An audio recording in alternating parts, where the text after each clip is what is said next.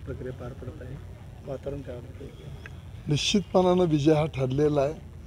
तो घासून नाही तर ठासून होणार आहे. लोकांनी इलेक्शन हातात घेतलेले आहे, त्यामुळं कोणतीही अडचण नाही. या मतदारसंघामध्ये निवडणूक जिंकताना भावनिकच निवडणूक करण्याचा प्रयत्न केला.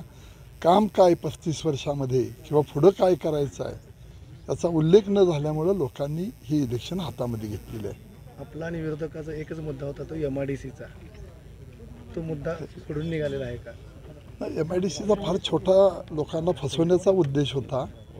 50-52 एकरची ती MIDC एखादा मध्यम प्रकल्प होईल आणि 50-60 लोकांना काम मिळेल, पण हजारो बेरोजगार युवकांच्या हाताला काम देतो असं लोकांच्या पुढं, तरुणांच्या पुढं गाजर दाखवलं. त्यांच्या जीवनाची थट्टा केली, त्यांच्या भविष्याशी खेळलेत. त्यामुळे लोकांनी हे सगळं ओळखलं. या फसवा आणि भावनिक गोष्टी लोक ह्या वेळेला निश्चितपणानं बाजूला ठेवतील. आपला विजय निश्चित असं वाटतं? निश्चित विजय आहे. लोकांनी इलेक्शन हातात घेतल्यामुळे विजय हा निश्चित आहे. तालुक्यात विरोधकांच्याकडून आरोप वातावरण होतं.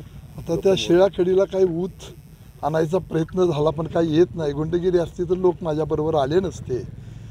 गुंड कुणाचे आहेत? कोण मर्डरमधली माणसं घेऊन फिरतंय? कुणाची बहीण बाहेरनं पैलवान आणून गुंड माणसं मर्डरमधले आरोपी घेऊन फिरतायत?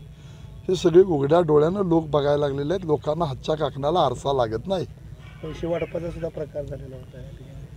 पूर्वी तो झाला आणि गेले 5-6 दिवस प्रचंड पैसे वाटण्याचं काम केलं, पण आम्ही त्याला अटकाव केला नाही.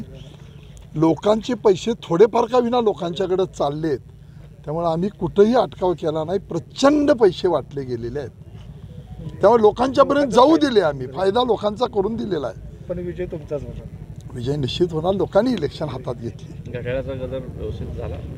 हो, घड्याळाचा गजर झाला व्यवस्थित, अगदी सगळे.